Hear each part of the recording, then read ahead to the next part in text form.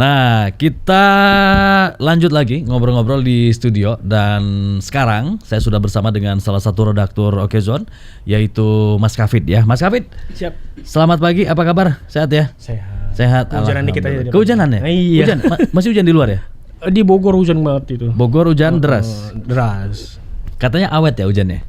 Hujannya iya. Dari zaman Nabi Sulaiman ya? Emang ini banget tuh hujannya bikin nggak menentu. Gitu. Iya. Pas sampai Gondang? Panas, makanya. Oh, panas ya? Iya, makanya. Oh, hujan lokal. Tadi, iya, makanya tadi juga dijelasin soal cuaca, make sense juga kan karena. Iya. Memang cuaca sekarang nggak bisa ditebak. Ditambah lagi memang Bogor masih identik dengan kota hujan ya? Bogor never dry. Widih. Tiap hari hujan emang? Hampir tiap sore lah. Sore biasanya ya, iya. udah kemungkinan besar hampir pasti hujan tuh ya, sore tuh ya. Iya gitu loh, udah siap-siap kita. Iya. Oke. Nah, dengar-dengar di pilkada kemarin juga ada hujan guyuran nih. Betul. Waduh. Bisa dibilang kayak gitu ya. Hujan apa ya? Hujan serangan saweran, fajar, hujan saweran dan ini ada temuan dari Bawaslu, Mas Kafid. Bawaslu temukan 59 dugaan politik uang di pilkada 2024. Gimana tuh? Ya sebenarnya politik uang itu udah jadi hal yang sangat-sangat diantisipasi ya. Karena sebenarnya kalau kita berkaca di pemilu 2024 Pilpres kemarin, indikator politik merilis bahwa sebenarnya 30% pemilih itu memilih karena dikasih duit. Oh. Artinya memang sudah ada kerawanan akan politik uang di situ gitu. Iya. Artinya memang politik uang itu menjadi salah satu isu yang sangat diantisipasi oleh pemerintah, terutama Bawaslu. Dan di pilkada ini sebenarnya tadi yang dibilang 59 dugaan politik uang itu adalah dugaan yang memang sudah betul-betul terjadi politik uang gitu. Datanya itu yang udah firm ya berarti. Iya, 51 dari laporan dan sekitar 8 dari temuan Bawaslu. Sebenarnya ada lagi dugaan pembagian uang saat pilkada. Tapi kan itu tidak bisa dijadikan semata-mata politik uang. Karena Bawaslu bisa jadi misalkan ada rekaman nih, Pak saya nerima duit Pak dari calon ini, misalkan laporan dari ini.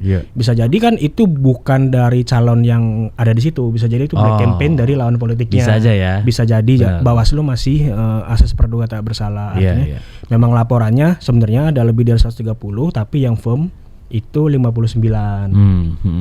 Gitu Mas. Ini merata ya di seluruh Indonesia tuh? Merata hampir di seluruh Indonesia. Yang jadi masalah kan di situ sebenarnya karena ya tadi gitu loh. Itu masalah-masalahnya ada di proses awal pada saat H-1 atau serangan fajar atau misalnya pada saat pemungutan suara atau pada saat penghitungannya apa gimana? Ada berbagai klasifikasi kalau Bawaslu. Jadi ada dugaan yang disebar sebelum di masa tenang. Di masa tenang biasanya berupa sembako, bukan uang gitu kan, dan lain-lain sebagainya. Lalu menjelang pemungutan itu yang bisa kita sebut serangan fajar atau menjelang orang masuk ke TPS. Masih ada tuh ya? Masih ada. Jadi orang-orang biasanya kalau di kampung-kampung kan kalau ke TPS bareng-bareng tuh. Ayo nyoblos yuk bareng nyoblos bareng-bareng terus tiba-tiba ada yang ngadang Pak ini bla, bla, gitu. bla, bla. Masih ada praktek-praktek yang seperti itu. Jadi memang ngasihnya lebih enak yang rombongan apa yang satu-satu? Itu dia. Karena kan masyarakat mikirnya itu uang calon yang dibagi-bagikan kepada masyarakat, padahal enggak. Kalau kita lihat pemberitaan di Okezone beberapa waktu lalu, ketika KPK mengoperasi tangkap tangan Gubernur Bengkulu yang petahana apa namanya? Petahana Rohidin Mersyah ya. Rohidin Mersyah. Yang nyalon lagi. Itu ternyata ditemukan dugaan untuk politik uang amplop berisi uang kisaran 20 sampai 100 ribu. Itu ternyata uangnya dari kepala-kepala dinas yang ada di situ. Dikutip ya? Iya, dengan ancaman tidak akan dipilih lagi atau dicopot ketika lo misalkan calonnya kalah. Atau dimutasi. Dan misalnya. yang lebih parah, ternyata ada uang sertifikasi guru honorer yang dipotong. Iya, itu katanya ada ya. Itu yang sedih banget, itu jahat ya sebenarnya kayak gitu tuh. Jadi memang dicairkan, memang sih dicairkan cepat, tapi dipalak tuh ya. Iya, di 1 juta per orang kan. Padahal gaji honorer katanya juga kecil ya. Iya, 1,5 kemarin naik lagi jadi 2 juta kan. Iya. Udah dipotong lagi gitu. Jadi kan sebenarnya itu politik, uang itu bisa jadi sangat membahayakan karena memang. Jadi pelanggarannya double tuh ya. Dia gratifikasi, gratifikasi, terus pemerasan, terus money politiknya juga karena juga tuh kalau memang itu uangnya untuk keperluan pilkada ya, untuk jadi melakukan serangan fajar. Berbahayanya di situ politik uang. Artinya modus-modusnya mungkin ini terjadi di daerah-daerah lain ya, yang dilakukan oleh Rohidin Mersyah ini. Artinya dia melakukan bagi-bagi tapi bukan pakai uang dia nih. Iya, itu yang. Tapi ngambil dari entah itu uang negara atau uang staf, uang pegawai gitu betul. ya. Jadi sebenarnya coba dipikir lagi deh kalau misalkan terima uang gitu kan. Kita nggak bisa menyalahkan masyarakat yang menerima karena lagi susah. Cuma kan dalam hukum, baik hukum agama maupun hukum positif, yang memberi dan menerima ada konsekuensinya gitu loh, ya kan. Itu yang harus diedukasi di masyarakat ya. Iya. Selama ini kan masyarakat bilang ambil aja uangnya, jangan pilih paslonnya. Ya sama itu aja kan sama aja kalian ini secara hukum ya, secara hukum positif memang tidak membolehkan, agama juga tidak membolehkan kan, yang menerima dan memberi suap itu sama aja ganjarannya gitu. Benar. Jadi dipikir lagi ketika ada yang memilih, justru berani katakan tidak.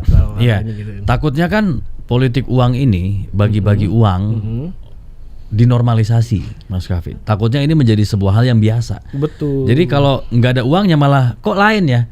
Wah, pemilu kali ini sepi nih, nggak ada bagi-baginya. Iya. Takutnya malah jadi begitu karena udah terbiasa gitu. Iya, tadi yang dibilang bahwa sebenarnya semakin menurun ya jumlah orang-orang yang menerima itu. Terakhir itu yang tadi, yang indikator politik melakukan riset dan survei bahwa masih ada 35% orang-orang yang menunggu serangan fajar, yang menunggu. Artinya presentasinya mungkin, makanya partisipasi publiknya juga kecil gitu.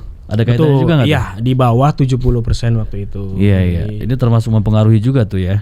Iya, termasuk mempengaruhi karena sebenarnya di Pilkada 2019 dan pemilu 2019 itu Indonesia sempat menjadi negara dengan tingkat partisipasi publik tertinggi keempat di dunia. Itu sebenarnya di atas 80 hampir 90 gitu kan. Tapi sekarang tiba-tiba anjlok lagi di bawah 70. Itu kan jadi PR. Kenapa masyarakat kayak jenuh ya ngomongin politik kayak gitu. Ngomongin pemilu atau nyoblos-nyoblos, jenuh atau ada kelelahan kali ya, karena betul. Belum setahun dari pemilu. Ya, itu juga yang sedang diusulkan oleh KPU dan sedang dibicarakan oleh DPR, bahwa pemilu 2024 dan Pilkada 2024 yang dilaksanakan di tahun yang sama itu mempengaruhi banyak aspek, dari mulai petugasnya, dari mulai pemilihannya, dari mulai tensi politiknya, itu sangat-sangat mempengaruhi dan memberikan lebih banyak mudorot sebenarnya daripada manfaat gitu kan. Makanya KPU mengusulkan kepada Presiden agar pilkada tetap dilaksanakan serentak, pemilu tetap dilakukan serentak, tapi tidak di tahun yang sama. Iya. Oke, jadi memang semua elemen masyarakat harus bersatu padu, satu visi, menolak politik uang ya. Harus semuanya menolak politik uang, menolak bagi-bagi. Makanya kemarin saya nunggu loh pagi-pagi tuh depan pintu, atau biasanya open cashless ya, udah mulai pakai kris sekarang. Kasih barcode di depan rumah ya. Barcode aja di depan nih. Terima gitu. Iya. Oke. Kita sapa dulu ya untuk yang udah ikutan nih di pagi hari ini. Ada Bung Timon Andronikus Parmenas, terus juga ada Pak Joko Pranowo, tadi bilang Lati itu bibir katanya. Oke, jadi kita tadi rame Mas Kavin ngomongin berbagai macam isu ya, soal penembakan, terus ada juga soal dakwah kemarin tuh yang mengolok-olok penjual es teh dengan kata golok gitu kan.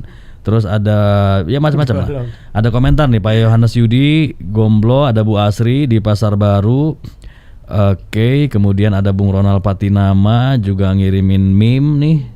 Banyak ya, macam-macam. Terima kasih untuk yang sudah berkomentar dan berbagi info di pagi hari ini. Oke, Mas Kavin, thank you ya. Siap. Sudah kembali bergabung nih di pagi hari ini.